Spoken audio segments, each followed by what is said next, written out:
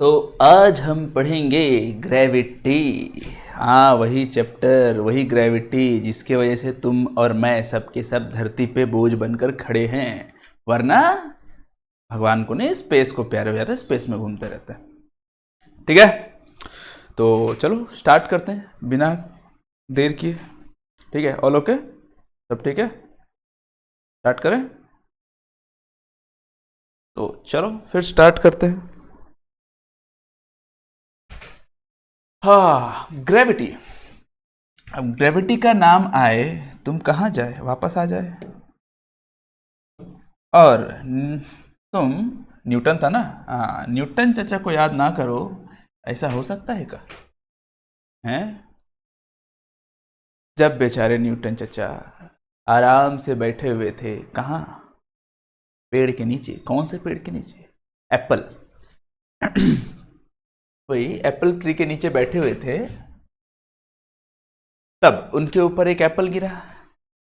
तब सब तो सोचते हैं, नॉर्मल है, जोक्स है, मीम्स वगैरह इसके बनते हैं कि एप्पल के जगह नारियल गिर जाता, वहीं मर जाता, फोकट फोकट में फिजिक्स निकाल दिया वगैरह वगैरह वगैरह। बट इसका रियल स्टोरी मतलब कि थोड़ा सा साइंस के ऊपर, कि जब एप्पल ट्री के नीचे न्यूटन बैठे हुए थे, ठीक है, तो उस वक्त एप्पल उनके ऊपर गिरा। और उससे पहले वो बहुत सारा रिसर्च कर चुके थे ऑलरेडी, बहुत बड़े फिजिसिस्ट थे, बहुत बड़े साइंटिस्ट थे। ठीक है, तो उन्होंने सोचा कि ये एप्पल है, उनको पता था धरती जो है, भाई क्या बोलते हैं, पृथ्वी जो है, अर्थ, वो स्पेस में है, घूम रहा है। ठीक है, स्पेस में घूम रहा है तो एप्पल भी तो स्पेस में ही है। तो वो मान लो ये है तुम्हारा अर्थ, एप्पल का ट्री है, ऐसा करके। ऐसा भी हो सकता है, लेकिन यहां पे है, मान लो एप्पल का ट्री है ना, एप्पल का ट्री यहाँ पे है, तो यहाँ एप्पल है, तो उसको नीचे जाना चाहिए ना बाबा। गिर रहा, अगर गिर रहा है तो नीचे जाना चाहिए। वो इधर क्यों आया, ये वो सोचा। ठीक है, इसको ध्यान से समझना। ठीक है, अर्थ ऐसा होता है, चारों तरफ भरे पड़े हैं ना, तो एप्पल यहां क्यों आया, इधर स्पेस में क्यों नहीं चला गया, ये सोचा। कौन? न्यूटन चाचा। ठीक है, और अगर मान लो एप्पल को अर्थ अट्रैक्ट कर रहा है, तभी तो ये अर्थ की तरफ गया ना, एप्पल को अर्थ अट्रैक्ट कर रहा है, तो अगर एप्पल को अट्रैक्ट कर रहा है तो मून जो कि चांद, वो भी तो इसके चारों तरफ घूम रहा है, उसको क्यों अट्रैक्ट नहीं कर रहा? क्यों क्यों क्यों अट्रैक्ट नहीं कर रहा? ये सोचा। कौन? न्यूटन चचा। एक चीज और सोचे, क्या पता है, अगर ये एप्पल का ट्री है ना, ये एप्पल का ट्री है, ये एप्पल है, एप्पल अर्थ की तरफ अट्रैक्ट हो रहा है ना, इसको और छोटा कर लेते हैं हम लोग और मजा आएगा। एप्पल अर्थ की तरफ अगर अट्रैक्ट हो रहा है, ठीक है, तो अर्थ भी तो एप्पल की तरफ अट्रैक्ट होना चाहिए। क्यों? न्यूटन ने थर्ड लॉ दिया था ना, every action there is equal and opposite reaction. क्यों नहीं हो रहा है? ये सब चीज सोचा। वही जब वो ट्री में बैठा हुआ था, he thought that if the earth can attract apple, can it not attract the moon? अगर एप्पल को अट्रैक्ट कर सकता है तो चांद को क्यों नहीं? है ना? Is the force same both cases? क्या ये दोनों केस में फोर्स सेम है? ऐसा सोचा। बट फिर बहुत सारे रिसर्चर्स वगैरह किया, कौन? यही किया, न्यूटन चचा ही किया। ठीक है, फिर पता चला एक्चुअली में मून जो है ना, एक फोर्स के थ्रू घूम रहा है अर्थ के चारों तरफ। उस फोर्स का नाम है सेंट्रीफ्यूगल फोर्स, है ना। सेंट्रीपिटल बोलते हैं, सेंट्रीफ्यूगल बोलते हैं, सेंट्रीपिटल बोलते हैं। सेंट्रीपिटल होता है, कहाँ गया कहाँ गया कहाँ गया, हाँ सेंट्रीपिटल होता है ना, थोड़ा सा कंफ्यूजन, कोई बात नहीं, सेंट्रीपिटल फोर्स। ठीक है, तो ये सेंट्रीपिटल फोर्स क्या होता है? कोई भी, मान लो कोई भी ऑब्जेक्ट है, वो एक्सेलरेट कर रहा है किसी भी दूसरे ऑब्जेक्ट के चारों तरफ, मतलब कि सराउंड कर रहा है और उसका सर्कुलर पाथ में घूम रहा है। ठीक है, और उसका डायरेक्शन होता है तुम्हारा सेंटर की तरफ। ठीक है, उसको हम लोग बोलते हैं centripetal force. Any force, the force that causes acceleration and keeps the body moving along the circular path is acting towards the centre. ठीक है, टुवर्ड्स द सेंटर करेगा, यानी उसका डायरेक्शन सेंटर की तरफ होगा। ठीक है, this force is called centripetal force. इसी फोर्स के द्वारा, मतलब कि इसी फोर्स के थ्रू चांद जो है, मून, अर्थ के चारों तरफ गोल गोल घूम रहा है। है ना, तो ये फोर्स तो अलग है। और एप्पल जो है वो अट्रैक्ट हो रहा है अर्थ की तरफ, ये भी एक फोर्स है। ठीक है, चलो चांद का तो पता चल गया। ठीक है, the motion of the moon around the earth is due to the centripetal force. The force centripetal force क्या था? The centripetal force is provided by the force of attraction of the earth. ठीक है, चांद का तो पता चल गया। अब वो सेंट्रीपिटल फोर्स भी अर्थ का जो ग्रेविटेशनल फोर्स है ना उसी के थ्रू हो रहा था, आ रहा था। ठीक है, फिर न्यूटन्स ने और एक दो लॉज वगैरह जो दिए थे, every action there is equal and opposite reaction, जो कि एप्पल के लिए था, है ना। तो बोला कि अगर अर्थ एप्पल को अट्रैक्ट कर रहा है तो एप्पल को भी तो अर्थ को अट्रैक्ट करना चाहिए, क्यों नहीं कर रहा है ना। फिर इसका आंसर मिला उसी का सेकेंड लॉ। सेकेंड लॉ क्या बोला था? F equals to mass into acceleration, याद है second law? Rate of change of momentum equals to force, unbalanced force बोलो जो भी। ठीक है, तो यहां से पता चला कि एक्चुअली में अर्थ और एप्पल दोनों एक दूसरे को अट्रैक्ट कर रहे हैं, है ना। But as compare to earth apple का मास इतना छोटा है, इतना छोटा है कि उसको हम लोग नेग्लेक्ट कर सकते हैं, है ना। लाइक एक समुंदर है, उसमें एक बूंद पानी डाल दो, बोलोगे बूंद बूंद से तो सागर बढ़ता, लेकिन बूंद बूंद बहुत सारा होना चाहिए ना, एक ही बूंद से क्या होगा? तो वही है, समुंदर एक बूंद, ये पूरा का पूरा अर्थ एक एप्पल। ठीक है, समझ में आया? तो उसको हम लोग नेग्लेक्ट कर सकते हैं। तो अर्थ का जो अट्रैक्शन है, अर्थ के थ्रू जो मतलब कि एप्पल जो फोर्स ऑफ अट्रैक्शन लगा रहा है अर्थ में, वो नेग्लेक्टेड है क्योंकि मास उसका बहुत कम है। ठीक है, ऐसे करके पता चला किसका? ग्रेविटेशन का। Gravitation in our solar system. और भी एक तो ये भी देखा था, ऐसा बहुत सारा तो थोड़ा मोड़ा एक्सपेरिमेंट करते रहता है। ये भी है सोलर सिस्टम के चारों तरफ जो हम लोग का, जैसे कि अर्थ के चारों तरफ मून घूम रहा है, सोलर सिस्टम के चारों तरफ हम लोग का पूरा अर्थ घूम रहा है। बहुत सारा और भी मार्स, प्लूटो वगैरह जितने भी हैं सबके सब घूम रहे हैं ना, अलग अलग प्लैनेट्स। वही वो सब चीज को एक्सपेरिमेंट करके लास्ट में ये कंक्लूजन दिया था। अच्छा, इसके बारे में देख लेते हैं कंक्लूजन क्या दिया था, वो फिर देख लेंगे। ठीक है, वही कंक्लूजन देखिए, हर ऑब्जेक्ट जो है एक दूसरे को अट्रैक्ट करता है इन द यूनिवर्स, यही इसका कंक्लूजन था। तो थोड़ा सा डेफिनेशन के थ्रू देख लेते हैं हम लोग। In our solar system all the planets go around the sun. From this we can say that there exist a force between the sun and the planet too. देखो, प्लैनेट और sun में भी एक कुछ ना कुछ एक फोर्स है, जिसको वो भी सेंट्रीपिटल फोर्स ही है। ठीक है, क्योंकि सन के चारों तरफ घूम रहे प्लैनेट्स घूम रहे हैं। ठीक है, प्लैनेट के चारों तरफ घूम रहे हैं मून, अलग अलग प्लैनेट्स के अलग अलग मून्स भी होते हैं, बहुत सारा अलग अलग पढ़ोगे बाद में ज्योग्राफी में। ठीक है, फिर एप्पल को क्या सब चीज को अट्रैक्ट कर रहा है? क्या? अर्थ अट्रैक्ट करके रखा हुआ है ना, हम लोगों को भी अट्रैक्ट करके रखा हुआ है।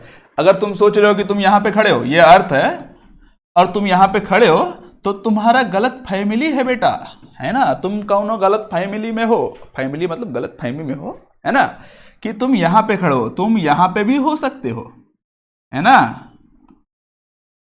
तुम यहां पे भी हो सकते हो, फिर भी तुम अर्थ में खड़े हो, है ना, खड़े हो। अगर यहां पर ही ग्रेविटेशनल फोर्स नहीं होता तो तुम यहां कहीं उड़ते रहते बेटा, कहां रहते पता नहीं।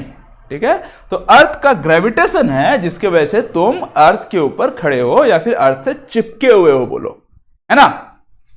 तो बहुत सारा कंक्लूजन वगैरह दिया, बहुत सारा एक्सपेरिमेंट वगैरह किया। लास्ट में कंक्लूजन क्या दिया कि every object in the universe में जितने भी ऑब्जेक्ट्स हैं एक दूसरे को अट्रैक्ट कर रहे हैं पूरे यूनिवर्स में। क्यों? हम लोग अगर खाली अर्थ में देखेंगे तो हम लोगों को तो अट्रैक्ट कर ही रहा है ना। बट अगर हम लोग ये सोलर सिस्टम को देखें तो सोलर सिस्टम में क्या हो रहा है? सूर्य जो है, सन जो है, हम लोगों का जो अर्थ है और भी अदर प्लैनेट्स है सबको अट्रैक्ट करके रखा हुआ है, जिसकी वजह से चारों तरफ घूम रहा है ना। जैसे अर्थ मून को अट्रैक्ट करके रखा हुआ है, अर्थ का ग्रेविटेशनल फोर्स की वजह से ना इसमें सेंट्रीपिटल फोर्स लग रहा है। अर्थ जो ग्रेविटेशनल फोर्स लगा रहा है चांद में, ठीक है, वही फोर्स जो है सेंट्रीपिटल फोर्स में कन्वर्ट करके पूरा का पूरा चांद को घुमा रहा है अर्थ के चारों तरफ। ठीक है, समझ में आया? तो इन सब से कंक्लूजन क्या दिया? Not only does the earth attract an apple and the moon, earth जो है अकेला मून या एप्पल को अट्रैक्ट नहीं कर रहा है बेटा, है ना, but all objects in the universe attract each other. ठीक है, पूरा का पूरा यूनिवर्स में जितने भी ऑब्जेक्ट्स हैं सब एक दूसरे को अट्रैक्ट कर रहे हैं, है ना। This force of attraction between the object is called the gravitational force. इसी फोर्स को हम लोग बोलते हैं ग्रेविटेशनल फोर्स। ठीक है, समझ में आया। चलो आगे देखते हैं हम लोग।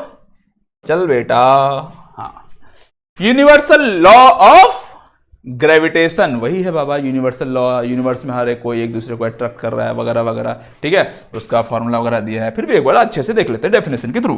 ठीक है बेटा, चलो देखते हैं।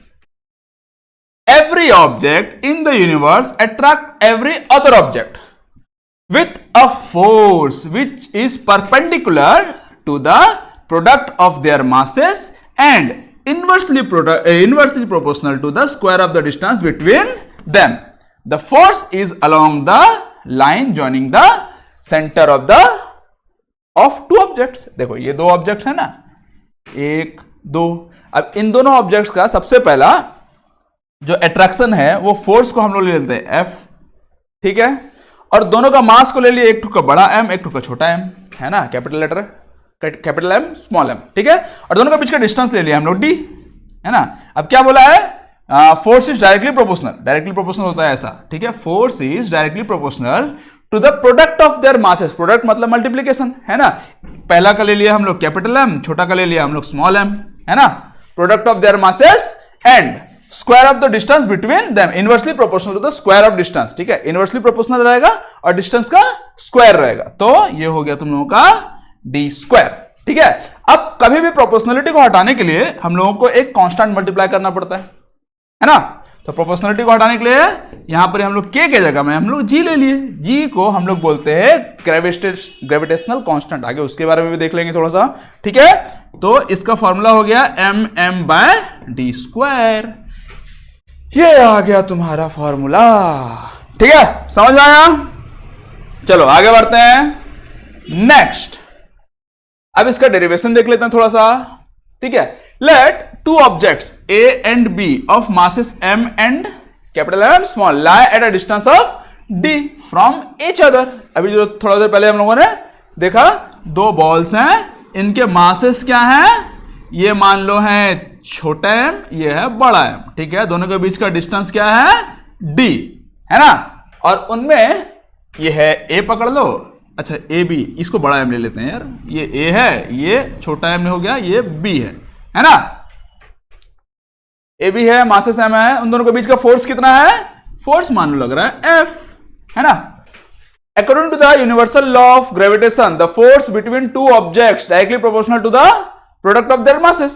ये देखो, अब लॉ ऑफ ग्रेविटेशन क्या बोलता है कि फोर्स जो होगा वो डायरेक्टली प्रोपोर्शनल होगा उन दोनों का मास का, ठीक है, कैपिटल M और स्मॉल m, और इनवर्सली प्रोपोर्शनल होगा square of distance between them. Distance क्या है, d, F is inversely proportional to square of distance between them, है ना। अब उन दोनों को मतलब कि दोनों को अगर हम लोग इक्वेशन 1 और इक्वेशन 2 को सब्स्टिट्यूट कर दे तो क्या मिलेगा, F is directly proportional to capital M into small m by d square, है ना, ये आएगा। अब कांस्टेंट प्रोपोर्शनलिटी को हटाने के लिए क्या करना पड़ता है, एक कांस्टेंट लगाना पड़ता है। कांस्टेंट हम लोग मान ले G, ठीक है, तो आ गया ना F equal to G M into M by d square, यही तो था ना, है ना। अब यहां पर ही G को देख लो, G को बोलते हैं proportionality constant which is called the universal gravitational constant, जिसका वैल्यू निकाले थे हेनरी कैवेंडिश, जॉन्डिस का छोटा भाई कैवेंडिश, है ना। कैवेंडिश था, कैवेंडिश छोड़ना जो भी था यार, जॉन्डिस का भाई था, है ना, जॉन्डिस का भाई Cavendish, Henry Cavendish, which is 6.673 into 10 to the power -11, है ना, न्यूटन मीटर स्क्वायर और केजी पर केजी स्क्वायर। अच्छा ये इसको याद रखना, ठीक है, न्यूटन मीटर स्क्वायर पर केजी स्क्वायर। इसको तुम लोग चाहो तो इसके थ्रू निकाल भी सकते हो, ये मास का स्क्वायर है, ये डिस्टेंस का स्क्वायर, ऐसा करके सॉल्व करके निकाल भी सकते हो। निकालने सीख जाओ तो बहुत बढ़िया है, नहीं तो इसको याद रखो, ये सब क्वेश्चन शॉर्ट क्वेश्चन में आता है ना। कॉम्पिटेटिव एग्जाम के लिए तैयारी कर रहे हो तो बहुत ज्यादा आएगा, बट डोंट वरी, छोड़ो, ऐसा यूनिट इसका है, याद कर लेना, ठीक है। चलो आगे बढ़ते हैं हम लोग। छोटा सा एग्जांपल है, हालांकि इसमें कैलकुलेशन बहुत ज़्यादा है, फिर भी कर लेते हैं हम लोग। द मास ऑफ द अर्थ दिया हुआ है तुम लोगों को, कैपिटल लेटर लेते हैं हम लोग। मास ऑफ द अर्थ है 6 × 10⁻24 kg, है ना। अर्थ का मास है 6 × 10⁻24 kg। And the eight of the moon, moon का दिया हुआ है, छोटा लेटर से लेते हैं हम लोग। मून का मास को 7.4 × 10⁻22 kg, है ना। If the distance between the earth and the moon is, distance दिया हुआ है तुम लोगों का 3.84 × 10⁵ किलोमीटर, ठीक है। Calculate the force exerted bye the earth on the moon, ठीक है। अब जी का वैल्यू दिया हुआ है तुम लोगों को, फोर्स निकालना है। डायरेक्ट फॉर्मूला है बाबा, force equals to G into capital M into small M by D का स्क्वायर, ठीक है। इसको वैल्यू पुट कर दो। कैपिटल एम है तुम लोगों का 6 × 10⁻24 kg वेजी हटाओ, बाद में लगा देंगे एंड में, ठीक है। इंटू स्मॉल एम दिया हुआ है 7.4 × 10⁻22, ठीक है। और क्या लगाना था, जी को भी यहीं पे मल्टीप्लाई कर देते हैं हम लोग, इंटू 6.7 × 10⁻11 होल डिवाइडेड बाय कितना है, सॉरी डी का स्क्वायर। अच्छा ये किलोमीटर में है ना, इसको मीटर में कन्वर्ट कर दो, 1000 से मल्टीप्लाई कर दोगे, 1000 से मल्टीप्लाई कर दोगे, यानी कि पावर हो जाएगा इंटू 10⁻³ मल्टीप्लाई कर देने का बाबा, 5 3 8 हो जाएगा।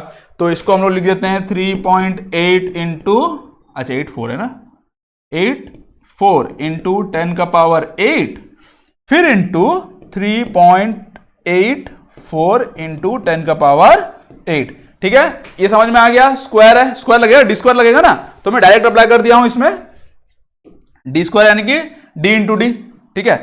अब इसका 10 को खाली काट देता हूं मैं, ये 8 8 16 है, और यहां पे है तुम्हारा -11। चलो पहले तो -11 प्लस 22 कट जाएगा, तो यहां बच जाएगा सिर्फ 11, है ना।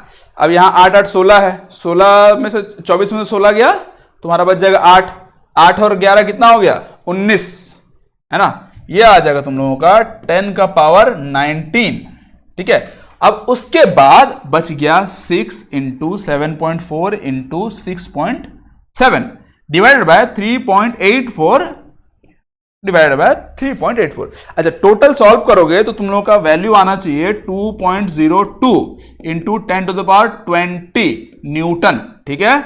इसको तुम लोग खुद से सॉल्व कर लेना, यहां उतना कैलकुलेशन वगैरह के लिए टाइम वेस्ट होगा, ठीक है। इतना तुम लोग खुद से सॉल्व कर लेना, ठीक है। चलो अभी हम लोग आगे बढ़ते हैं।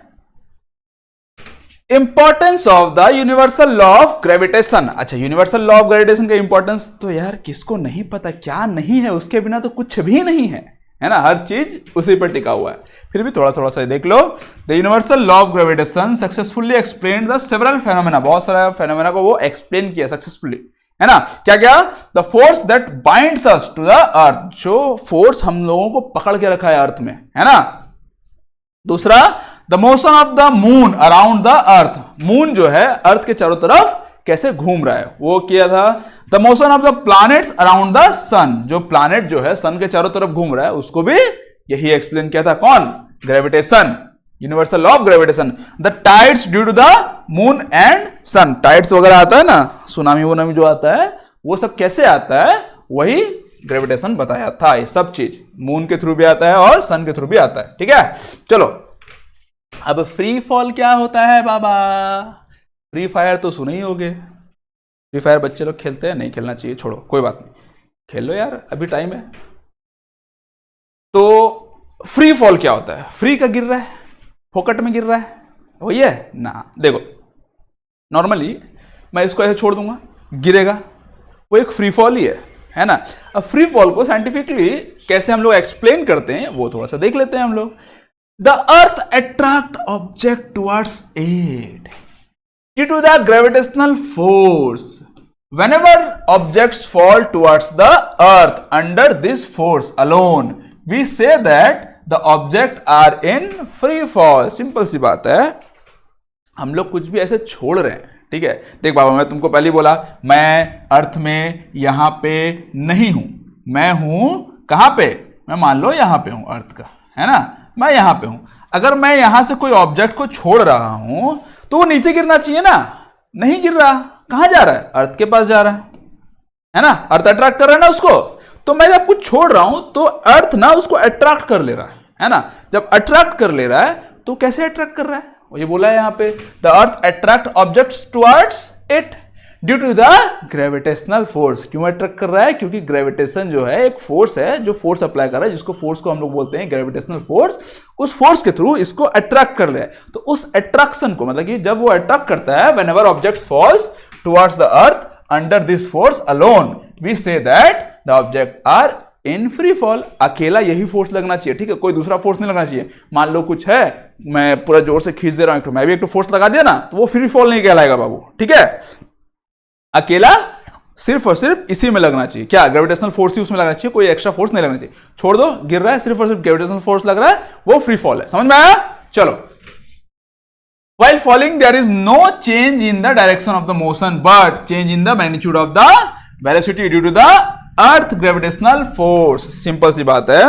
अब इसको छोड़ोगे, नीचे जाएगा, तो कभी देखे हो कि उसका डायरेक्शन चेंज होगा? हाँ, हवा अगर चल रहा है, कुछ ऐसा चीज छोड़े हो कि थोड़ा सा चौड़ा टाइप में होगा हवा, उसको थोड़ा सा डायरेक्शन चेंज, वो अलग चीज है, ठीक है, नॉर्मल है, ठीक है, उसके बारे में हम लोग बात नहीं कर रहे। नॉर्मली मैं अगर इस पेन को छोड़ता हूं, ठीक है, तो नीचे जाएगा, सीधा गिर जाएगा, कोई डायरेक्शन चेंज नहीं होगा, कुछ नहीं होगा। बट इसका मैग्नीट्यूड, वेलोसिटी का मैग्नीट्यूड, जो जिस स्पीड में ये गिरेगा वो स्पीड चेंज होगा, वो स्पीड बढ़ता जाएगा, है ना। देखना, तुम जितना ऊपर से फेंकोगे उसका स्पीड उतना ही ज्यादा होगा, जितना हैवी मेटल छोड़ोगे उतना उसका स्पीड उतना ही ज्यादा होगा, है ना। मास पे डिपेंड करता है फोर्स, मतलब कि ग्रेविटेशनल फोर्स जिस भी ऑब्जेक्ट पे पड़ेगा वो किस किस पे डिपेंड करेगा, डिस्टेंस पे डिपेंड करेगा, कितना डिस्टेंस में है, और मास पे डिपेंड करेगा कितना हैवी है, ठीक है। जितना ज्यादा हैवी होगा उसका एक्सेलरेशन फोर्स उतना ज्यादा होगा, ठीक है। एक्सेलरेशन तो सेम ही रहेगा सबका, बट फोर्स ज्यादा होगा, ठीक है। फोर्स ज्यादा फोर्स अप्लाई होगा उसके ऊपर, और साथ में तुम लोगों का ये क्या बोलते हैं, स्पीड भी उसका ज्यादा। जैसे कि एग्जांपल ले लो, तुम एक नॉर्मल ये पानी का बोतल है, थोड़ा हैवी कम है, कम हल्का है थोड़ा सा, इसको छोड़ो ऊपर से, और तो आसपास कुछ दिख नहीं रहा, चलो मेरा मोबाइल पकड़ लेता हूं, है ना, इसको छोड़ो, ठीक है। जितना भी थोड़ा ऊपर से छोड़ा तो ज्यादा अच्छे से पता चलेगा, देखना कौन ज्यादा पहले गिरेगा, है ना। एक्सेलरेशन दोनों में सेम रहेगा, बट वेलोसिटी दोनों का चेंज होगा, फोर्स दोनों का अट्रैक्शन चेंज होगा, है ना। दोनों में अलग अलग फोर्स लगेगा, क्यों? इसका मास कम है, एक का मास कम है, एक का मास ज्यादा है, तो दोनों में अलग अलग फोर्स लगेगा, किसी में फोर्स ज्यादा लगेगा, किसी में फोर्स कम होगा, बट दोनों का एक्सेलरेशन याद रखना सेम ही रहेगा, ठीक है, कांस्टेंट एक्सेलरेशन, ठीक है। This acceleration is called the acceleration due to gravity. इसी एक्सेलरेशन को हम लोग बोलते हैं, जिस एक्सेलरेशन से ये लोग गिरेंगे नीचे, उसी एक्सेलरेशन को हम लोग बोलते हैं acceleration due to gravity, denoted by the g. Unit है तुम लोगों का मीटर पर सेकंड स्क्वायर, ठीक है। The magnitude of the gravitational force F will be equal to the product of masses, product of mass and acceleration due to the gravitational force. ये हम लोग पहले भी पढ़ चुके हैं, ठीक है। F इक्वल टू मा होता है ना, M into a, F equal to मा, ये जो A है इसको हम लोग रिप्लेस कर देंगे G से। G का मतलब होता है acceleration due to gravity. Gravity जो फोर्स लगा रहा है, उस फोर्स के थ्रू जो एक्सेलरेशन क्रिएट हो रहा है ना, एक्सेलरेशन जो क्रिएट हो रहा है उसको हम लोग बोलते हैं एक्सेलरेशन ड्यू टू ग्रेविटी, ठीक है।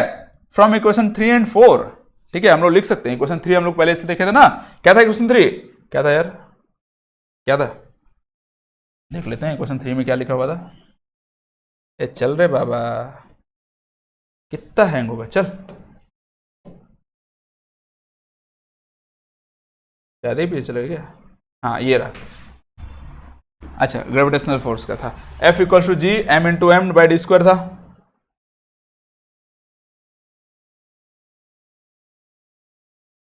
इतना हैंग होता है यार,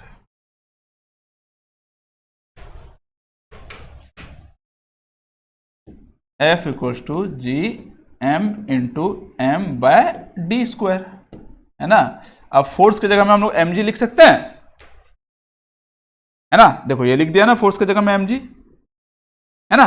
तो अब ये m और ये m काट सकते हैं हम लोग, ऑब्जेक्ट का मास कट जाएगा, क्या बच जाएगा, g इक्वल्स टू m/d², जहां m जो है mass of the earth, small m जो है मास ऑफ द ऑब्जेक्ट, और d जो है distance between the object and the earth. ठीक है, समझ में आया? चलो, फ्री फॉल समझ में आ गया। नेक्स्ट देखते हैं हम लोग, छोटा सा है, इसी के बारे में और थोड़ा सा एक्सपांड कर दिया है। लेट एन ऑब्जेक्ट ऑन और near the surface of the अर्थ। एक ऑब्जेक्ट है, या तो उसके सरफेस में है या तो आसपास कहीं पे घूम रहा है, कोई भी ऑब्जेक्ट है ना। दस फॉर ऑब्जेक्ट ऑन और near the surface of the earth, ठीक है, मास जो होगा ये होगा mg equals to mass into capital mass, object का मास और अर्थ का मास वही सेम टू सेम है यार। और ये r जो है ना रेडियस ऑफ द तुम लोगों का अर्थ है। ठीक है, कितना ज्यादा ग्रेविटेशनल एक्सेलरेशन होगा डिपेंड करता है ये डिस्टेंस के ऊपर भी, है ना, डिस्टेंस पे डिपेंड करेगा, ये रेडियस ऑफ द अर्थ है। ठीक है, और द अर्थ इज नॉट, अच्छा ये चीज याद रखना, the earth is not a perfect square. Earth जो है परफेक्ट स्क्वायर नहीं होता, वो कुछ इस टाइप का होता है, इस टाइप का होगा तुम लोगों का, थोड़ा सा इक्वेटर में थोड़ा सा चपटा होता है। ठीक है, perfect square as the radius of the earth increases from poles to equator. Equator में रेडियस जो होता है थोड़ा सा बड़ा होता है ना, और इक्वेटर ये पोल्स में थोड़ा सा छोटा होता है ना। रेडियस दिख रहा ना, इसमें थोड़ा ज्यादा है और इसमें थोड़ा सा कम है। ठीक है, so that the value of G becomes greater at the pole than at the equator. Value of G जो होता है ना वो ग्रेटर होता है किसमें?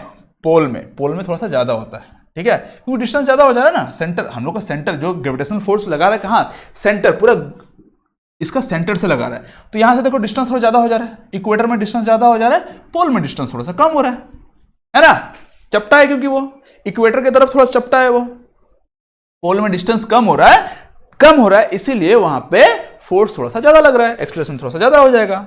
समझ में आया? चलो आगे देखते हैं हम लोग। टू कैलकुलेट, अरे कैलकुलेशन है रे सिंपल सा, कैलकुलेशन द वैल्यू ऑफ जी, इसको खुद से कैलकुलेट कर लेना, थोड़ा सा खाली बता दे रहा हूँ। जी का वैल्यू ये दिया हुआ है, मास ऑफ द अर्थ ये दिया हुआ है तुम लोगों का, रेडियस ऑफ द अर्थ ये दिया हुआ है। अब ये जो फॉर्मूला हम लोग अभी थोड़ा देर पहले निकाले थे, इसके थ्रू इसको कैलकुलेट करके निकाल लेना। वैल्यू आएगा तुम लोगों का 9.8 मीटर पर सेकंड। ये इसको याद रखना, ये हर न्यूमेरिकल्स में यूज होता है ना, हर जगह यूज होगा, हर न्यूमेरिकल में यूज होगा।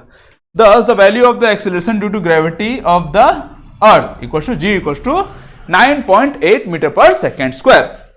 ठीक है, चलो।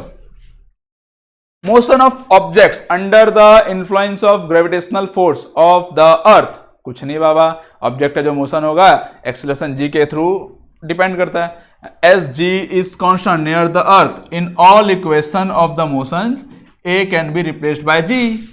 Acceleration a will be positive if it is in the direction of the motion. ठीक है, जितने भी इक्वेशंस हम लोग पढ़े थे ना, equation of motion, first equation of motion, second equation of motion, third equation motion, जितने भी इक्वेशंस हमने पढ़े थे, सबको अगर फ्री फॉल हो रहा है या फिर ग्रेविटेशनल फोर्स उसमें लग रहा है, तो एक जगह हटा, एक का जगह तुम जी लिख दो, खत्म, इतना ऐसा ही काफी है। और याद रखना एक्सेलरेशन ऑलवेज पॉजिटिव होगा जब वो टुवर्ड्स, मतलब कि नीचे की तरफ जा रहा है तो पॉजिटिव, ऊपर की तरफ जा रहा है तो नेगेटिव। फोर्स के डायरेक्शन में ही अगर ये एक्सेलरेशन है तो पॉजिटिव होगा, फोर्स का ऑपोजिट में अगर है डायरेक्शन तो नेगेटिव हो जाएगा। ठीक है, चलो नेक्स्ट क्वेश्चन दिया हुआ है थोड़ा सा, क्या है? A car falls off a ledge and drop to the ground in 0.5 second. ठीक है, और जी के वैल्यू यहां पे 10 मीटर पर सेकेंड दिया हुआ है, कैलकुलेशन को इजी करने के लिए, है ना। 10 मीटर पर सेकंड होता नहीं है बाबू, 9.8 होता है। जहां दे दिया है, कहीं अगर तुम लोग को जी का वैल्यू दिया है 10 मीटर पर सेकंड तो लगा लेना, नहीं तो अदरवाइज दूसरी जगह मत लगाना, 100% रॉन्ग करके आओगे। अदरवाइज अगर नहीं दिया है तो 9.8 ही लेना हर जगह। ठीक है, समझ में आया? चलो देखते हैं हम लोग क्या क्या पूछा है। What is the speed on striking the ground? Speed कैसे निकालते हैं हम लोग? स्पीड क्या? वेलोसिटी, है ना। स्पीड का सिंपल सा फॉर्मूला होता है डिस्टेंस बाय टाइम, बट यहां पर डिस्टेंस तो दिया नहीं, एक्सेलरेशन दिया हुआ है, तो हम लोगों को पता है ये वाला फॉर्मूला लगा सकते हैं अगर हम लोग, फाइनल माइनस इनिशियल, है ना। इनिशियल तो 0 ही है, बाय टी इक्वल्स टू ए, ये होता है ना। तो अब इनिशियल तो है 0, फाइनल निकालना है तो v equals to a t लिख सकता हूं मैं, ये टी उधर जाके मल्टीप्लाई हो जाएगा। ए कितना है हम लोग का? 10, ए हो गया तुम लोग का 10 इंटू टाइम कितना है 0.5 सेकेंड, 0.5 इसको मल्टीप्लाई कर देंगे 5 सेकेंड, 5 फिर मीटर पर सेकेंड आ गया तुम लोग का आंसर, है ना। पहले का आंसर मिल गया, क्या है 5 metre per second, 5 metre per second, ठीक है। अब क्या बोला है, what is the average speed during the 0.5 second. Average speed क्या होगा, एवरेज स्पीड का सिंपल सा फॉर्मूला है initial velocity plus final velocity bye 2। तो इनिशियल वेलोसिटी कितना है 0, फाइनल वेलोसिटी कितना निकल गया 5 डिवाइड बाय 2 कर दो तो कितना आ जाएगा। चलो इधर कर देते हैं तुम लोगों का 5 प्लस 0 बाय 2 इक्वल टू 2.5, 2.5 तो आंसर क्या आ गया 2.5 मीटर पर सेकेंड, ठीक है। How high is the ledge from the ground, कितना हाई, डिस्टेंस कितना है पूछा है, ठीक है। डिस्टेंस निकालने के लिए हम लोग कौन सा इक्वेशन यूज करना है, अच्छा देखो हम लोग के पास एक्सेलरेशन है, वेलोसिटी है, टाइम है, सब कुछ तो है ही यार। डिस्टेंस का डायरेक्ट फॉर्मूला निकालते हैं ना हम लोग, distance equals to ut plus half at square होता है। अब ut तो हो गया 0, क्यों, इनिशियल वेलोसिटी है तुम्हारा 0, तो कंप्लीट 0 हो जाएगा। अच्छा व्हाइट में करते हैं, मजा आएगा, ठीक है। चलो तो s हो गया तुम लोगों का हाफ, a का वैल्यू कितना है हमारा 10 इंटू t का वैल्यू कितना 0.5, तो 2 बार कर लेते हैं 0.5 इंटू, अच्छा रुक जा, 0.5 इंटू 0.5, ठीक है।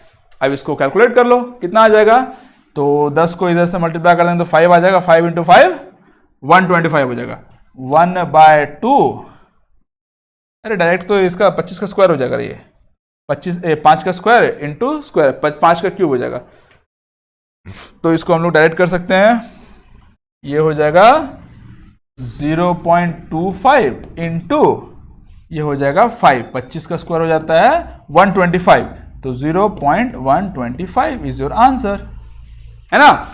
ये हो गया तुम लोगों का 0.125 क्या डिस्टेंस मीटर, ठीक है, समझ में आया। चलो नेक्स्ट क्वेश्चन देखते हैं हम लोग।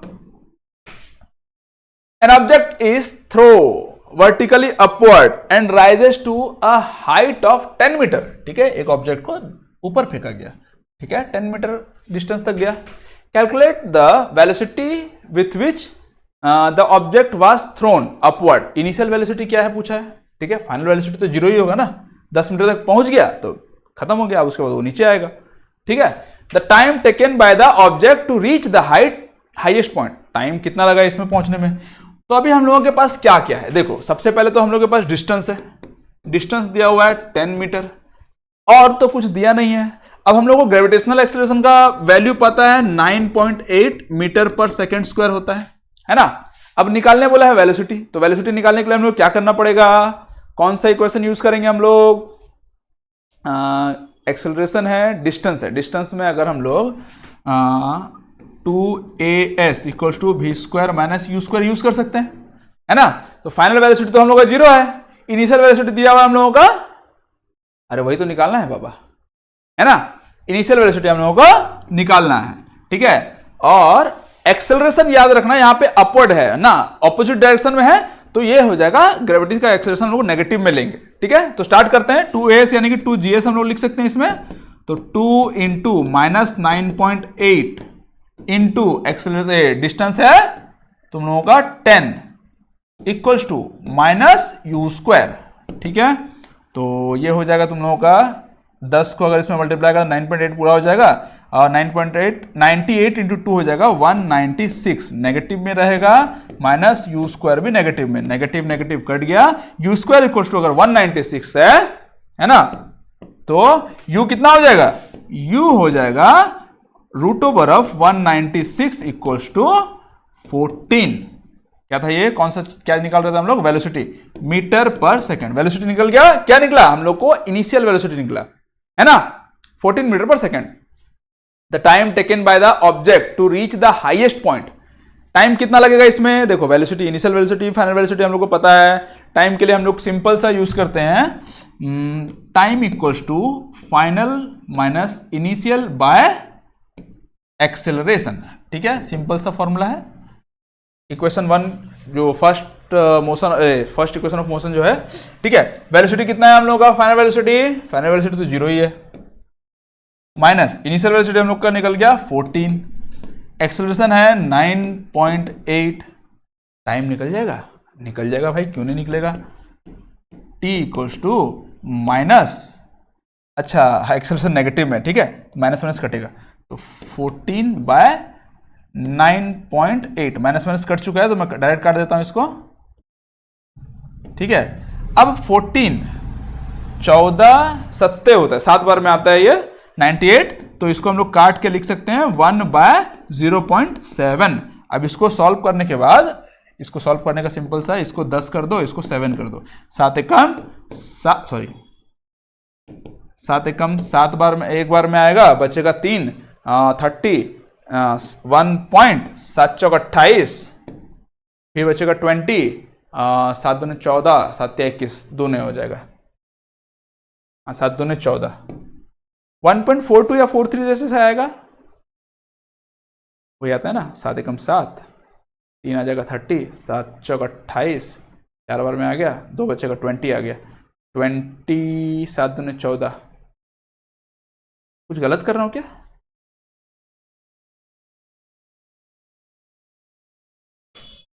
पता नहीं, सही होगा यार, देख लो, चलो ठीक है, अगर कुछ गड़बड़ होगा देख लेना बुक में थोड़ा सा। चलो नेक्स्ट देखते हैं हम लोग, मास और वेट, इन दोनों के बीच का डिफरेंस हम लोग को देखना है, ठीक है। देखो सिंपल सी बात है, मास जो होता है ना हर जगह कांस्टेंट होता है। अब इसका मास कितना है मैं बोलूंगा 10 केजी है, वो 10 केजी कहाँ से होगा या 10 ग्राम होगा, ये तो 10 ग्राम भी नहीं, मान लो 50 ग्राम 100 ग्राम जो भी है इसका वेट है, ठीक है। इसका वेट नहीं, इसका मास है, ठीक है।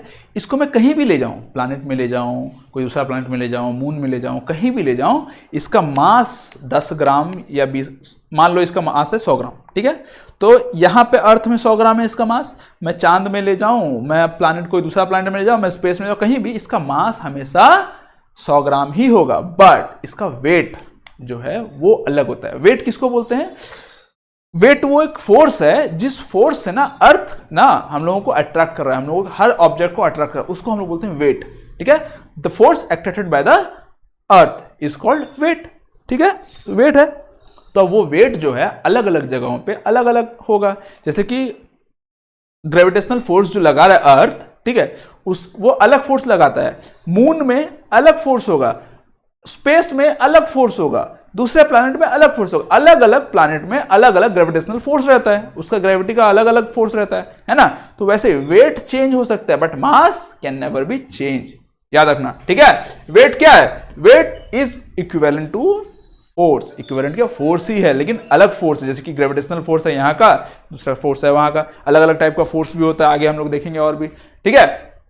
The mass of an object is the measure of its inertia, mass जो है उसका इनर्सिया का मेजरमेंट है। सोच लो, इनर्सिया मैंने बताया था इससे पहले वाले चैप्टर में, क्या होता है, किसी भी ऑब्जेक्ट का टेंडेंसी होता है कि वो वहां अगर खड़ा है तो वो खड़ा ही रहेगा, सोया है तो सोया ही रहेगा, रेस्ट में तो रेस्ट में ही रहेगा, और अगर मूवमेंट में तो यूनिफॉर्म मूवमेंट में ही रहेगा, ठीक है, वो उसका टेंडेंसी होता है, ठीक है, उसी को हम लोग बोलते हैं इनर्सिया, ठीक है। The mass of an object is the measure of its inertia, it remains the same whether the object is on the earth, on the moon or even outer space, in outer space कहीं भी रहेगा उसका मास हमेशा same रहेगा।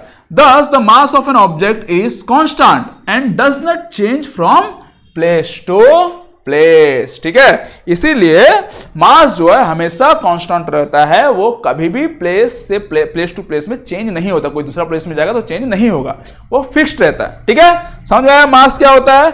अब wait देख लेते हैं थोड़ा सा। वेट क्या होता है? The weight of an object is the force with which it is attracted toward the earth, ठीक है। क्या है? वही मैंने बताया था, ठीक है। वेट क्या है? वो फोर्स को बोलते हैं वेट, जिस फोर्स से अर्थ जो है ऑब्जेक्ट को अट्रैक्ट कर रहा है, ठीक है ना, अट्रैक्ट कर रहा है, उसी को हम लोग बोलते हैं वेट, है ना। वेट का फॉर्मूला क्या होता है?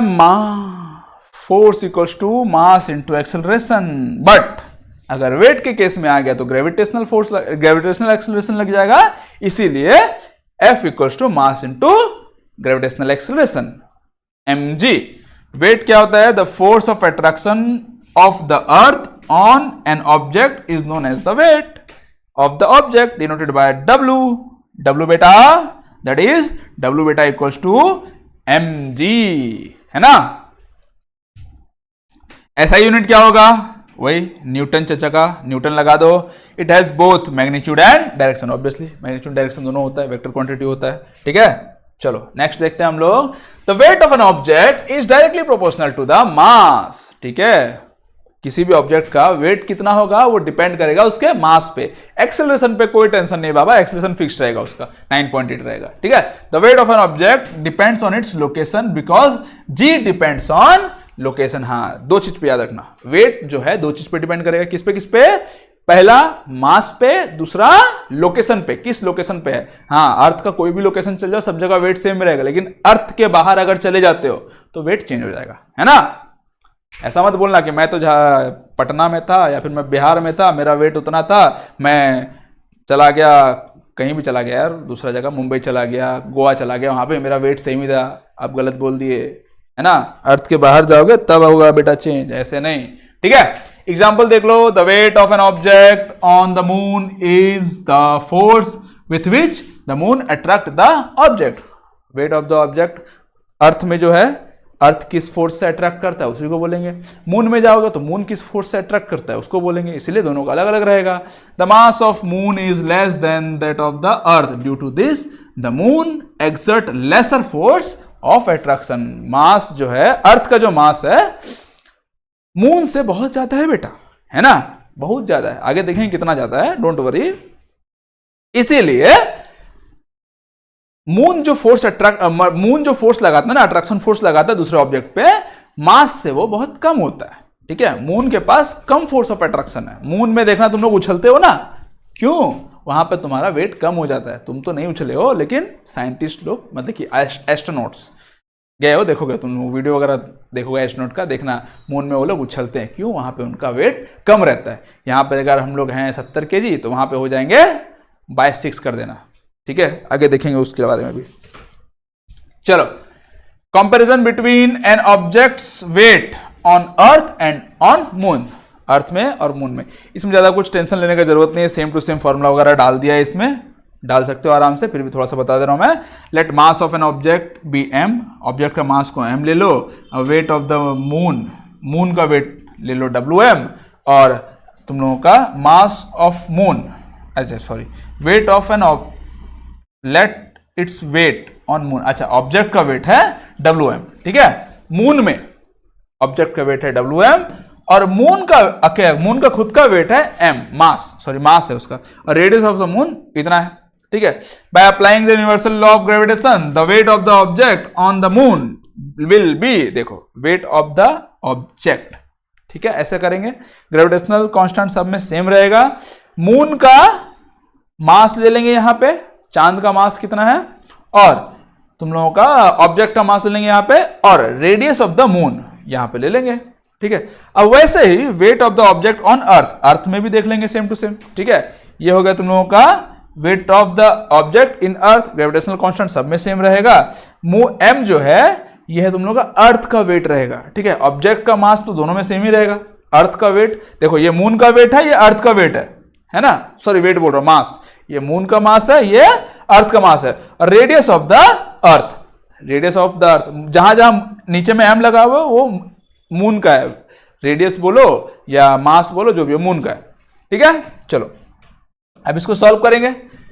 सब वैल्यूज को सब्स्टिट्यूट कर दिया गया, जी तो पहले काट देना, जो भी वैल्यूज सब्स्टिट्यूट करना है नहीं करना है, डायरेक्ट भी तुम चाहो तो काट सकते हो, बहुत सारे कांस्टेंट कट सकता है डायरेक्टली, ठीक है। फिर भी वेट लगा दिया इसमें, सबको वैल्यूज पुट कर दिए, फिर on dividing W mass on earth, sorry ये मास ऑन मून, अरे यार शांति, रुक जा, wait of the object on moon divided by weight of the object on अर्थ, ठीक है। देखो यहां पे सॉल्व करके हम लोग मून का वेट निकाल लिए, यहां पे सॉल्व करके हम लोग अर्थ का वेट निकाल लिए, ठीक है। अर्थ में किसी ऑब्जेक्ट का जो वेट होता है वो कितना है निकाल लिए। देखो जो भी आया वैल्यू, ये g कांस्टेंट था कट गया, m कांस्टेंट था कट गया, ठीक है। डिवाइड करने के बाद अगर हम लोग इसको डिवाइड करते हैं तो, ठीक है, बच गया ये दोनों, सिंगल, वो सिंगल यहां पे लिखा हुआ है है ना। अब इसको सॉल्व करने के बाद हम लोगों का वैल्यू आया 0.165 इक्वल टू 1/6। इतना सब कुछ याद करने की कोई जरूरत नहीं है बाबा, तुम लोगों को एग्जाम में कोई चांस नहीं पूछेगा, ठीक है। तुमको याद करने की जरूरत क्या है, weight of the object on moon equal to 1/6 of its weight on the earth, ठीक है। ये स्पेशली याद करना है तुम लोगों को, ठीक है। हाँ, अगर तुम लोगों को एक्सप्लेनेशन वगैरह दे दिया कि बेटा 6 मार्क का आया है, पूरा का पूरा एक्सप्लेन करो, तो आ सकता है, नहीं बोल सकता उसमें मैं, बट नॉर्मली कॉम्पिटिटिव एग्जाम में तो कोई चांस नहीं है बेटा इसके सिवा और कुछ पूछेगा, है ना। चलो नेक्स्ट देखते हैं। Mass of an object is 10 kg। Mass दिया हुआ है 10 kg। What is its weight on the earth. Weight क्या होगा, वेट का वैल्यू क्या होता है बेटा, mass into gravitational acceleration. Mass दिया हुआ है 10 इंटू ग्रेविटेशनल एक्सेलरेशन दिया हुआ है 9.8 इक्वल टू 98। वेट बोला था ना, न्यूटन दे दो, खत्म। This is your answer. समझ में आया, नहीं समझा, फिर से बोल देता हूं। वेट का फॉर्मूला होता है मास into gravitational acceleration on earth, दिया हुआ है वहां पे ऑन द अर्थ, ठीक है। मून दिया तो अलग बात है, यहां पर अर्थ दिया हुआ है, तो मास दिया हुआ है तुम लोगों का 10 kg, लगा दो। ग्रेविटेशनल एक्सेलरेशन का वैल्यू होता है 9.8, वैल्यू दिया हुआ है, इससे पहले मैंने दिया था, देख लेना एक बार, ठीक है। आंसर क्या आ जाएगा, दोनों को मल्टीप्लाई करने के बाद 98 न्यूटन, ठीक है। समझ में आया। नेक्स्ट देखते हैं हम लोग। एन ऑब्जेक्ट वेट 10 न्यूटन, ठीक है। वेट दिया हुआ है यहां पे बेटा, मास नहीं, 10 न्यूटन, यानी कि फोर्स दिया हुआ है यहां पे 10 Newton. When major on the surface of the earth, what would be its weight when measured on the surface of the moon. अच्छा, मून में क्या होगा उसका वेट बोला है, ठीक है। अभी हम लोगों ने देखा था 1/6 होता है, तो 1/6 कर देने के बाद खत्म। अर्थ में अगर वो 10 न्यूटन है, ठीक है, उसका वेट अर्थ में 10 न्यूटन है, ठीक है, तो मून में जाएगा तो हल्का हो जाएगा ना, है ना। हल्का मतलब वो वाला हल्का नहीं, हल्का हो जाएगा, वेट उसका कम हो जाएगा, है ना। तो वेट कम हो जाएगा तो कैसे, 10/6 कर देने का, 10/6 ये हो जाएगा 5/3, 3 एकम 3, सॉरी 3 एकम 3, बच गया 2, 0, 3 6 18, 6 हो जाएगा 1.6, 20 आ गया, फिर 6, 1.67 लगा दो ना यार, खत्म करो यार बात, यही तो होगा। वेट ऑन मून कितना हो जाएगा, 1.67 न्यूटन, ठीक है। समझ में आया। इतना देखो, अगर अर्थ में 10 kg है तो मून में 1.67 न्यूटन हो जाएगा, है ना। अर्थ में अगर 6 रहेगा तो मून में 1 होगा। अर्थ में अगर 6 kg है तो मून में 1 kg हो जाएगा, kg नहीं सॉरी न्यूटन। यहां पे न्यूटन का खेल है बेटा, ठीक है। अब जानते हैं हम लोग थ्रस्ट एंड प्रेशर क्या होता है।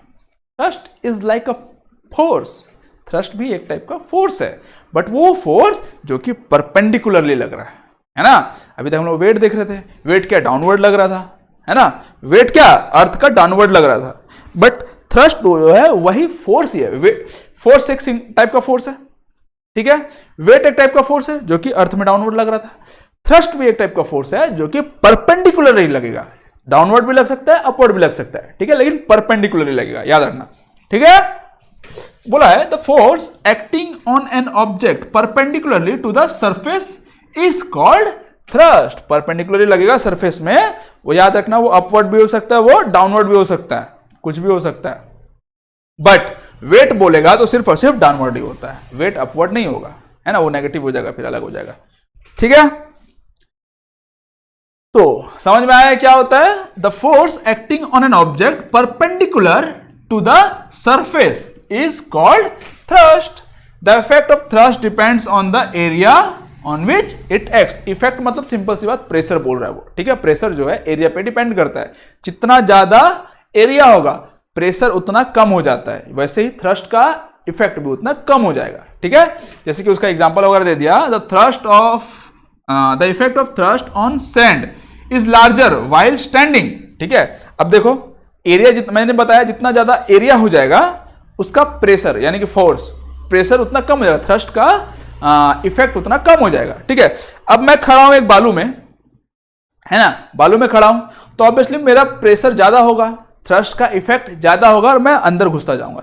बट मैं अगर बालू में सो गया, है ना, तो थ्रस्ट का इफेक्ट कम हो जाएगा और प्रेशर भी उसका कम हो जाएगा, जिसकी वजह से मैं बालू में सोया रहूंगा, अंदर नहीं जाऊंगा, है ना। वही यहां पे बताया है, the effect of thrust on sand is large while standing. अगर तुम खड़े हो, ठीक है, तो तुम्हारा फुट का जो एरिया है, पैर का जो एरिया है, वो बहुत छोटा है ना, कम है, ठीक है। तो इफेक्ट ऑफ कहां गया, effect of thrust on sand is large while standing than while lying, ठीक है। एरिया कम है जब तुम खड़े हो, फुट पैर का जो नीचे का है, जिसको हम लोग क्या बोलते हैं, तलवा हम लोग हिंदी में बोलते हैं, इंग्लिश में क्या बोलते हैं यार, भूल जाता हूं, याद कर लेना तुम लोग क्या है, ठीक है। तो इफेक्ट जो है वो कम हो जाएगा, सॉरी इफेक्ट ज्यादा हो जाएगा। क्यों? एरिया कम है, एरिया कम है तो इफेक्ट ज्यादा, एरिया ज्यादा हो जाएगा, हम सो जाएंगे तो एरिया बढ़ गया, हम लोग का सरफेस एरिया बढ़ गया, ठीक है, वो परपेंडिकुलरली लगेगा सरफेस में, ठीक है, तो बढ़ गया, तो वहां पर ही उसका प्रेशर कम हो जाएगा। तो एरिया पे डिपेंड करता है, ठीक है। वही तो प्रेशर दे दिया है, thrust by area, the thrust on unit area is called pressure. Pressure equals to thrust per unit area. ऐसा यूनिट क्या है? Newton metre per second square.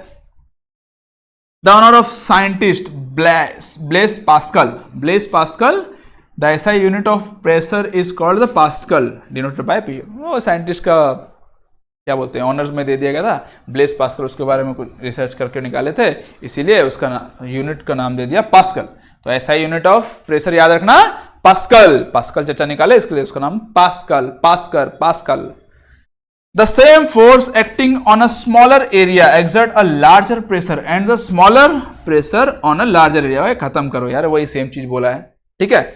This is the reason why a nail has a pointed tip, knife has sharp edge and the buildings have wider foundation। देखो चाकू देखो ना, पूरा पतला सा उसका होता है, वो क्या बोलते हैं, सरफेस एरिया जो रहता है बहुत पतला होता है, इसीलिए क्योंकि जितना कम उसका एरिया रहेगा वो प्रेशर उतना ज्यादा लगा सकेगा, है ना। और बिल्डिंग का जो कोई भी बिल्डिंग बनाता है, नीचे देखना उसको बहुत बड़ा सा वो डालता है, नींव वगैरह डालेगा चारों तरफ नीचे में, ठीक है, बड़ा डालता है। क्यों? जितना ज्यादा वहां पे एरिया बड़ा रहेगा, प्रेशर उतना डिस्ट्रीब्यूट हो जाएगा, ठीक है, प्रेशर उतना कम पड़ेगा। समझ में आया? चलो आगे बढ़ते हैं हम लोग। छोटा सा क्वेश्चन दिया हुआ है, a block of would is kept on a table top. एक टेबल टॉप में, चलो ठीक है, ये दो ब्लॉक दिया हुआ है। The mass of wooden block is 5 kg। Mass दिया हुआ है तुम लोगों का 5 kg, ठीक है। एंड इट्स डायमेंशन आर दिया हुआ है 40, 20, 10। ये देखो ये है ना, 40, 20, 10, 40, 20, 10, ठीक है। Find the pressure exerted by the wooden block on the table top if it is made to lie on the table top with its side. देखो 20 इंटू 10, 40 इंटू 20। देखो एक टेबल टॉप है, मान लो टेबल है ये, खड़ा है यार, चलो टेबल है ना। अब इसके ऊपर एक बॉक्स को ऐसे रखा हुआ है एक बार, और एक बार इसी को ऐसे खड़ा करके रख दिया गया है, ठीक है। तो अलग अलग डायमेंशन दिया हुआ है, तो बोला है क्या फाइंड करने बोला? प्रेशर ना, फाइंड द प्रेशर, प्रेशर निकालने के बोला है। प्रेशर का फॉर्मूला क्या होता है? थ्रस्ट बोलो या फोर्स बोलो, फोर्स बाय एरिया या थ्रस्ट बाय एरिया बोल सकते हो तुम लोग, है ना। फोर्स दिया हुआ है? नहीं दिया हुआ, लेकिन फोर्स का फॉर्मूला हम लोग को पता है, क्या होता है? मास इंटू एक्सेलरेशन। अब यहां पे टेबल का टॉप पे है, टेबल पे रखा हुआ है, यानी कि नीचे की तरफ वो फोर्स देगा, है ना। तो यानी कि अर्थ उसको अट्रैक्ट कर, यानी ग्रेविटेशनल एक्सेलरेशन यहां पे लगा सकते हैं हम लोग। तो एक जगह में लिख देता हूं जी।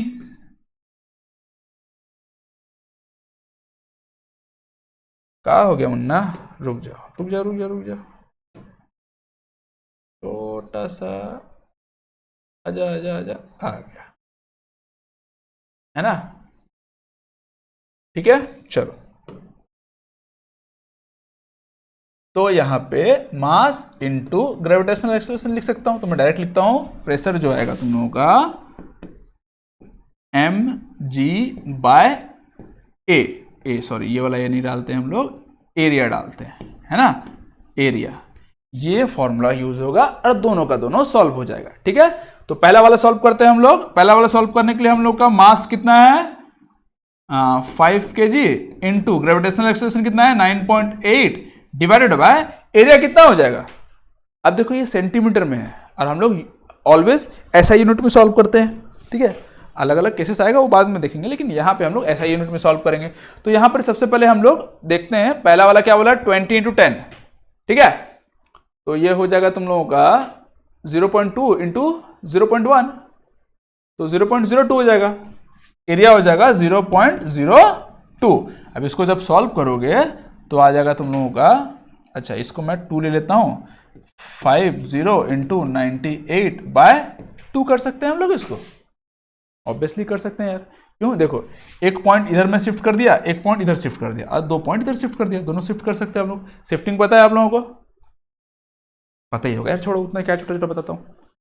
चलो, तो ये कट जाएगा हम लोगों का 98 का आधा कितना हो जाता है 49, 50 इंटू 49, 9 पचे 45 का 5, हाथ में रहा 4, 5 चौक 20, 21 22 23 24, 240 इज योर आंसर। क्या है तुम लोगों का, क्या निकालने बोला था, ये प्रेशर। प्रेशर का पास्कल होता है।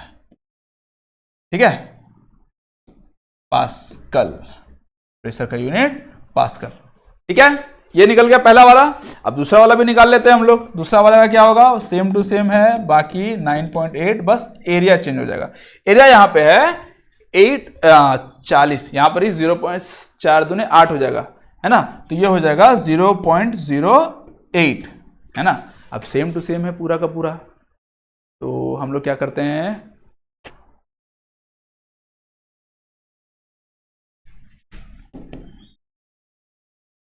हाँ 50 इंटू 98 बाय 8 है। ठीक है, अब 8 से डिवाइड कर देते हैं डायरेक्ट इसको, 8 पंचे 40 का 0, हाथ में रहा 4, 9 पचे 45, 46 48 49, 49। ठीक है,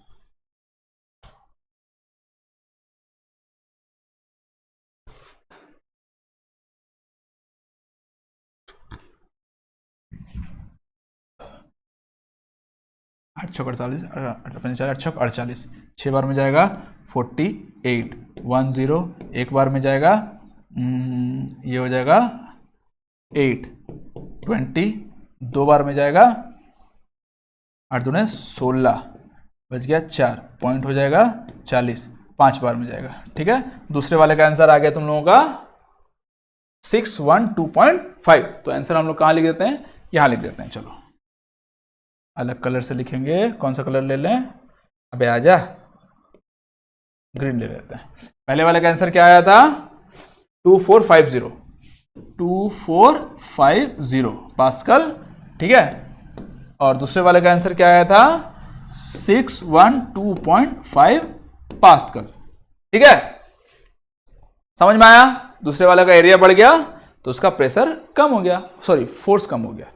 चलो नेक्स्ट देखते हैं हम लोग, प्रेशर इन फ्लूइड्स। ठीक है, प्रेशर इन फ्लूइड्स, देखो सिंपल सी बात है, ये दिया हुआ है, pressure exerted in any confined mass of fluid is transmitted undiminished in all direction. Simple सी बात है, कोई भी फ्लूइड है, ठीक है, फ्लूइड अगर रहता है,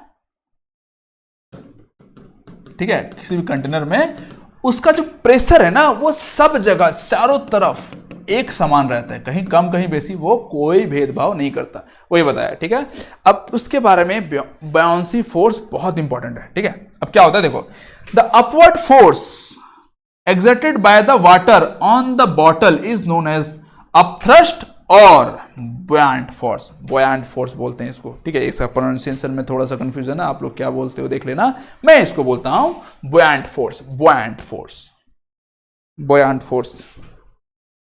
ठीक है, तो एक बॉटल है, बॉटल बोलो या फिर कोई भी एक कंटेनर बोलो, दूसरा कलर में ले लेते हैं व्हाइट कलर। ठीक है, ये एक कंटेनर है। ठीक है, अब इसमें हम लोग क्या करते हैं, वाटर भर देते हैं, पानी है इसमें।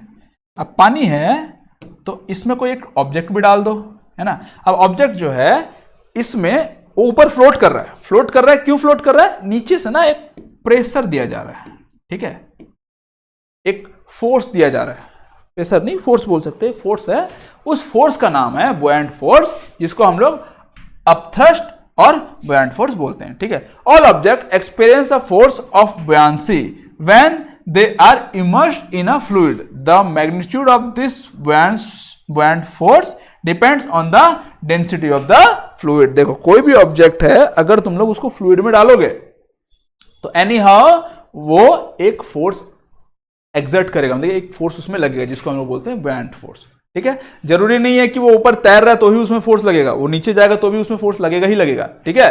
कोई भी चीज ऑब्जेक्ट को देखना, तुम डालोगे ना, अगर हैवी ऑब्जेक्ट को डालते हो नीचे जाएगा, हैवी मतलब जो भी डेंसिटी उसका ज्यादा होगा, देखेंगे कौन कौन सा डेंसिटी रहता है, कैसा किसका रहता है, बट अगर वो डूब रहा है तो भी उसमें फोर्स लग रहा है ना।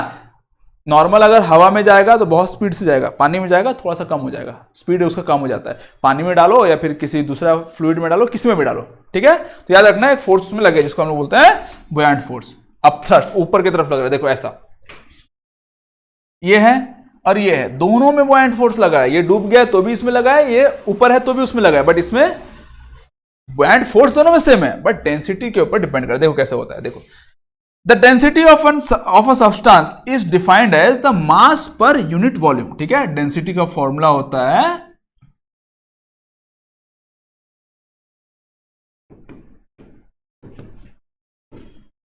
मास पर यूनिट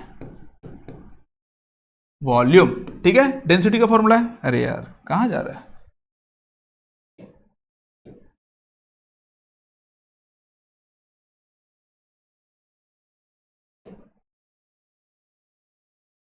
ठीक है, ये डेंसिटी का फॉर्मूला है, डेंसिटी का मास पर यूनिट वॉल्यूम है। तो क्या बोला है, the density of cork is less than that the density of water, this means that the upthrust of water on the cork is greater than the weight of the cork, so it floats. Simple सी बात है, water का जो density है वो ज्यादा है ना कॉर्क से, ये कॉर्क है, ठीक है, ये है कॉर्क, वाटर का डेंसिटी ज्यादा है कॉर्क से, इसलिए कॉर्क ऊपर फ्लोट कर रहा है। और ये जो कांटी है, कांटी हम लोग बोलते हैं, आप पिन बोल लो जो भी बोलो, उसका डेंसिटी कम है, सॉरी उसका डेंसिटी ज्यादा पानी से, ठीक है, इसीलिए वो पानी में डूब गया। The density of an iron nail is more than that of density of water. This means that the upthrust of water on the iron nail is less than the weight of the nail, so it's sink. देखो दो अलग अलग force इसमें लग रहे हैं, एक है वेट है ना, एक है वेट ऑफ द ऑब्जेक्ट, ये भी एक तो फोर्स ही है ना, और एक है थ्रस्ट जिसको हम लोग अपथ्रस्ट बोलते हैं, अपथ्रस्ट बोलो या बुओयंट फोर्स बोल लो, दो अलग अलग वेट लग रहा है ना। तो अब जिसका डेंसिटी ज्यादा है उसका फोर्स ज्यादा हो जाएगा, है ना।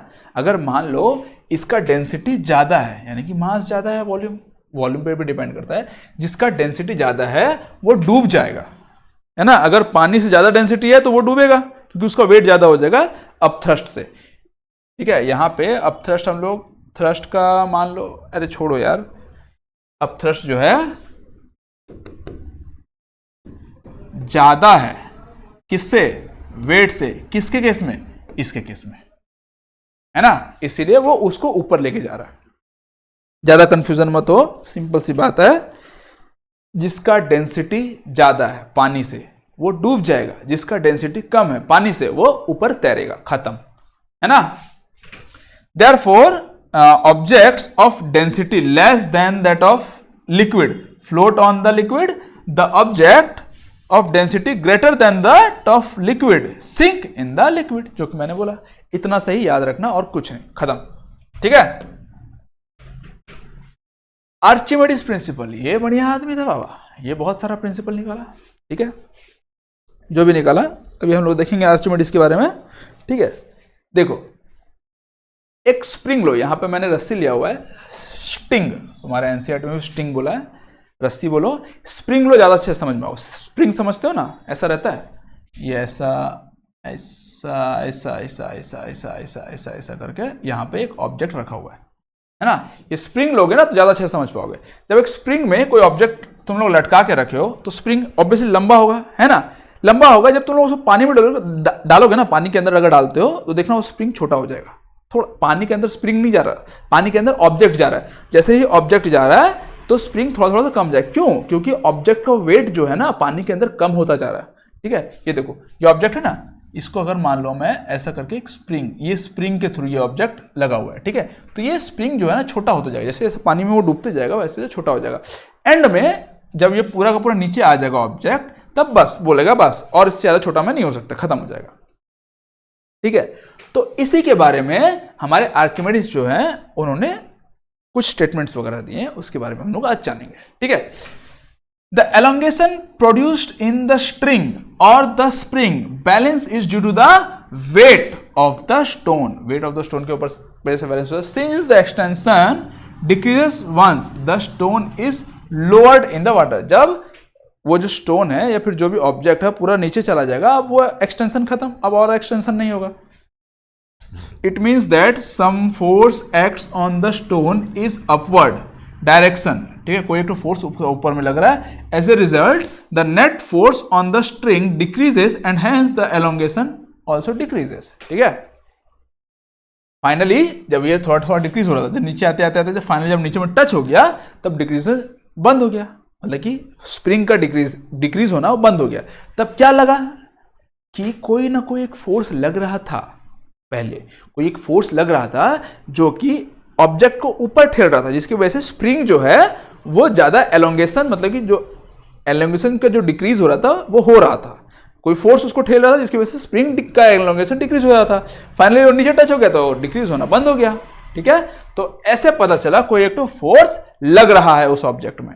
ठीक है, we know that the upward force exerted by water is known as the force of buoyancy. हम लोग इसके बारे में पहले से जानते हैं बाबू। ठीक है, अभी हम लोग पहले पढ़ चुके हैं ना, इसको हम लोग बुयांसी फोर्स बोलते हैं। हाँ, एक फोर्स लग रहा है भाई, तू क्या बोल रहा है, मेरे को पहले से पता है ये फोर्स है, एक तो फोर्स का नाम बुयांसी फोर्स है, तू क्या बोल रहा है ना। बट प्रॉब्लम कहां आया? प्रॉब्लम आया what is the magnitude of the buoyant force experienced by the body. जब बॉडी तुमको पता है कि फोर्स लग रहा है, अपवर्ड फोर्स लगता है जिसको हम लोग अपथ्रस्ट या बुयांसी फोर्स बोलते हैं, तो बेटा उस फोर्स का मैग्नीट्यूड क्या है बताओ? पता है? नहीं पता है। क्यों? वो पढ़े ही नहीं हो अभी तक, है ना। तो वो आए फिर आर्किमिडीज ने उसका स्टेटमेंट दिया कि बेटा ठीक है, तुम ऑब्जेक्ट गिरा रहे हो, ऑब्जेक्ट को तुम डाल रहे हो पानी में, ठीक है, ऑब्जेक्ट को एक फोर्स भी लग रहा है, उस फोर्स को हम लोग अपथ्रस्ट या बुयांसी फोर्स भी बोलते हैं। बट उसका एक्चुअल में मेजरमेंट क्या होता है? उसका मेजरमेंट होता है जितना भी पानी, मान लो ये पानी पूरा फुल है, पूरा टिप तक सरफेस पूरा भरा हुआ है, एक बूंद भी एक्स्ट्रा गया तो नीचे गिर जाएगा, है ना, इतना पूरा भरा हुआ है। अब उसमें उस ऑब्जेक्ट को डालो, ठीक है, जो उस ऑब्जेक्ट को जब तुम डालोगे, ठीक है, तो उसमें से कुछ पानी छलक के छलका रे कल से पानी जो बोलता है ना, वही पानी जो है नीचे गिर जाएगा, है ना। जब वो पानी नीचे गिरेगा तो यहां आके जमा होगा, जमा हुआ ना। अब उस पानी का वेट करना, उसका वेट निकालना, मास नहीं निकालना बेटा, वेट निकालना, है ना, वेट निकालना। वो जो वेट है वही उसका अपथ्रस्ट फोर्स होगा, ठीक है। वही बोला यहां पे, when a body is immersed fully or partially in a fluid, it experienced an upward force that is equal to the weight of the fluid displaced by it। ठीक है, कितना फ्लूइड डिस्प्लेस हो गया, कितना फ्लूइड बाहर निकल गया, उसी का वेट को हम लोग बोलते हैं वेट ऑफ द अपथ्रस्ट। मतलब कि क्या बोलते हैं, अपथ्रस्ट, कितना अपथ्रस्ट लग रहा है, यानी कि कितना बुयांसी फोर्स लग रहा है ना। आर्किमिडीज प्रिंसिपल बहुत जगह काम आया बाबा, ठीक है। Archimedes principal has many applications, it is used in design the ship and the submarine. अभी जो शिप वगैरह सबमरीन वगैरह देखते हो ना, अगर ये आर्किमिडीज चचा नहीं आए होते तो बेटा नहीं बना होता, है ना। और भी बहुत सारी चीजें, जैसे कि एक है लैक्टोमीटर। लैक्टोमीटर जो है ना, मिल्क, दूध का प्योरिटी, कितना प्योर है नहीं है, कितना पानी मिला है, उसको मेजरमेंट करने के लिए हम लोग लेते हैं, ठीक है। तो चचा जो आते हैं ना आपको दूध देने के लिए, एक इलेक्ट्रोमीटर खरीद के ले आना, दूध से बहुत ज्यादा महंगा पड़ता है, इससे अच्छा तुम गाय खरीद के ले आना, है ना। Electrometer which are used to determine the purity of the sample of the milk, and hydrometer भी एक किए, hydrometers used for determining the density of liquid are based on this principle. Hydrometer ले लो, इलेक्ट्रोमीटर ले लो। देखो actually electrometer मैं भी कभी देखा नहीं है ना, तो अभी नेट चल नहीं रहा था, मैं तो खोल के देखता जब ये चैप्टर मैंने पीपीटी वगैरह बना रहा था। बट यहाँ हमारा अभी लगा हुआ है कर्फ्यू, यहाँ नेट है नहीं। बट ये वीडियो अपलोड होगा 2-4 दिन बाद, जब यहाँ से नेट आ जाएगा तब अपलोड होगा। तुम बोलोगे तो अगर नेट नहीं है तो अपलोड कैसे हुआ, ठीक है। तो इसीलिए मैं थोड़ा सा इसके ऊपर रिसर्च ज़्यादा अच्छे से कर नहीं पाया, इलेक्ट्रोमीटर का फोटो वगैरह, बहुत सारा फोटो वगैरह मैं लगा नहीं पाया, कोई बात नहीं। बट अपने तरफ से पूरा कोशिश किया तुमको अच्छे से समझाने का, और आई थिंक आपको समझ में आना भी चाहिए, ठीक है। ये लास्ट टॉपिक है आई थिंक, हाँ, रिलेटिव डेंसिटी। अरे बाबा, रिलेटिव डेंसिटी क्या है? खाली रिलेटिव मतलब क्या? पानी का जो डेंसिटी है उसको स्टैंडर्ड डेंसिटी मान के उसके अकॉर्डिंग कितना ज़्यादा और कितना कम है किसी और का डेंसिटी, उसको मेजरमेंट करना, इसी को हम बोलते हैं रिलेटिव डेंसिटी। रिलेटिव मतलब क्या कि किसी एक चीज से कंपेयर करना है कि कितना ज़्यादा है कि कितना कम है ना, वही होता है रिलेटिव डेंसिटी। अब उसी के बारे में थोड़ा सा एक्सप्लेनेशन दे दिया भाई। The density of a substance is defined as the mass of a unit volume. Mass per unit volume होगा यार, ये मास पर यूनिट वॉल्यूम, मास पर लिख लेना, ठीक है, mass per unit volume. The unit of density is this, ये पहले भी हम लोग देख चुके हैं, ठीक है। If it is often convenient to express density of a substance in comparison with that of water, simple सी बात है, वाटर के साथ कंपेयर करना है किसी का डेंसिटी को। The relative density of a substance is the ratio of its density to that of water. Relative density कैसे निकाल सकते हैं? एक डेंसिटी ले लो, ठीक है, उसका वाटर का डेंसिटी से डिवाइड कर दो, रेशियो कर लो, ठीक है। जैसे कि रिलेटिव डेंसिटी को to density of a substance divided by density of water. The density of a substance is one of its characteristic property. It is defined for different substance, different form different, मतलब कि density क्या है? एक type से किसी भी substance का characteristics बताता है, ठीक है, कि वो पानी में डूबेगा कि नहीं डूबेगा, है ना, कि उसका वेट कैसा होगा, वो कितना छोटा होगा फिर भी कितना हैवी होगा, ये सब चीज़, ठीक है।